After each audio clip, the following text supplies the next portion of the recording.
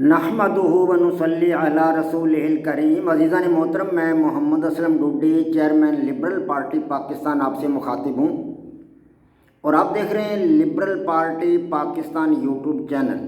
عزیزان محترم، پیش خدمت ہے پروگرام ایمان اور اس کی شاخیں۔ عزیزان محترم، اس حوالے سے آج کا موضوع ہے ایمان کی 5ویں شاخ، رسولوں پر ایمان، پارٹ 5۔ عزیزان محترم، آپ جانتے ہیں کہ میں ایمان کی 5ویں شاخ کے حوالہ سے آپ کے سامنے انبیاء کرام علیہم الصلوۃ والسلام کے حالات کا ایک بریف سا سکیچ آپ کے سامنے رکھ رہا ہوں۔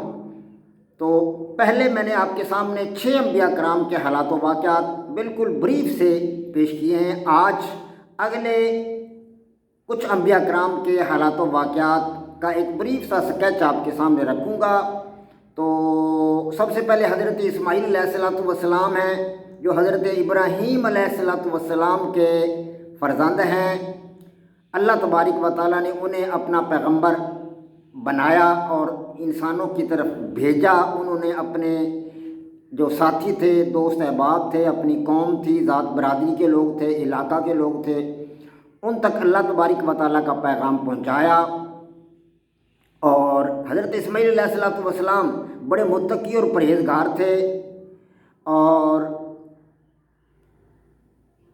اللہ تبارک و تعالیٰ کا نبی ہونے کے ناطے جو کردار ان کو دیا گیا تھا اس کو انہوں نے بطریق احسن انجام دیا۔ بہت زیادہ صبر کرنے والے اور نمازیں پڑھنے والے تھے، نیکوکار تھے۔ اللہ تبارک و تعالیٰ کے حکم سے، اللہ تبارک و تعالیٰ کی مشیت سے حضرت اسماعیل علیہ الصلوۃ والسلام نے اپنے والد محترم کے ساتھ مل کر خانہ کعبہ کی دیواریں بلند کی، ان کو تعمیر کیا، بنایا خانہ کعبہ کو۔ حضرت ابراہیم علیہ الصلوۃ والسلام کے یہ بڑے فرزند تھے۔ اس کے بعد حضرت اسحاق علیہ الصلوۃ والسلام ہیں، یہ حضرت اسماعیل علیہ الصلوۃ والسلام سے چھوٹے تھے۔ حضرت ابراہیم علیہ الصلوۃ والسلام کے بیٹے تھے، لیکن حضرت اسماعیل سے چھوٹے تھے۔ اللہ تبارک و تعالیٰ نے ان کو اپنا پیغمبر منتخب فرمایا اور اپنا پیغام دے کر بھیجا۔ جس علاقہ کے اندر یہ رہائش پذیر تھے، بڑے متقی اور پرہیزگار تھے، اللہ تبارک و تعالیٰ کا دین انسانوں تک پہنچانے کا حق ادا کیا، بڑے پرہیزگار تھے، نیکوکار تھے۔ اس کے بعد حضرت لوط علیہ الصلوۃ والسلام ہیں، تو حضرت ابراہیم علیہ الصلوۃ والسلام کے ہم عصر تھے، اسی زمانہ میں نبی تھے جس زمانہ میں حضرت ابراہیم علیہ الصلوۃ والسلام تھے۔ انہوں نے بھی اللہ تبارک و تعالیٰ کا پیغام توحید دنیا کے انسانوں تک پہنچایا، اور ان کو قوم لوط جو آپ کی قوم تھی اس کی طرف بھیجا گیا تھا۔ تو یہ لوگ فحاشی میں پڑے ہوئے تھے، یعنی کہ لڑکوں کے ساتھ بدفعلی کرنا ان کا ایک شیوا تھا اس قوم کا۔ تو حضرت لوط علیہ الصلوۃ والسلام نے ان کو اس سے روکا، باز رہنے کے لیے کہا۔ تو ایک موقع پر فرشتوں کی آمد ان کے گھر ہوئی، تو ان کی پوری قوم کا ان کے گھر میں ہجوم ہو گیا۔ فرشتوں کو دیکھ کر وہ سارے کے سارے لوگ دوڑے آئے، کیونکہ فرشتے شکل و شباہت کے لحاظ سے بڑے خوبصورت تھے۔ تو قوم نے وہاں پر ہجوم کیا، تو حضرت لوط علیہ الصلوۃ والسلام نے کہا کہ تم میری قوم کی جو بیٹیاں ہیں ان کے ساتھ نکاح کر لو، لیکن یہ میرے مہمان ہیں، ان کے ساتھ تمہیں ایسا کرنے کی اجازت نہیں ہے، اور اگر تم ایسا کچھ کرو گے تو تمہیں اس کا بہت زیادہ خمیازہ بھگتنا ہوگا۔ تو لیکن قوم کے لوگ جو تھے وہ باز آنے والے کہاں تھے؟ رات کے وقت حضرت لوط علیہ الصلوۃ والسلام نے ہجرت کی۔ ملائکہ کو تو وہ کچھ کہہ نہیں سکتے تھے، وہ تو چلے گئے، ملائکہ تو فرشتے تو اللہ تبارک و تعالیٰ کے برگزیدہ بندے تھے، وہ تو چلے گئے۔ لیکن حضرت لوط علیہ الصلوۃ والسلام نے پھر رات کے وقت اپنے گھر سے ہجرت کی، لیکن ان کی بیوی وہیں رہ گئی، اور اللہ تبارک و تعالیٰ کے حکم سے پتھر برسائے گئے اگلے دن، اور پورے کا پورا علاقہ تباہ و برباد ہو گیا۔ اس کے بعد حضرت یعقوب علیہ الصلوۃ والسلام ہیں چوتھے نمبر پر۔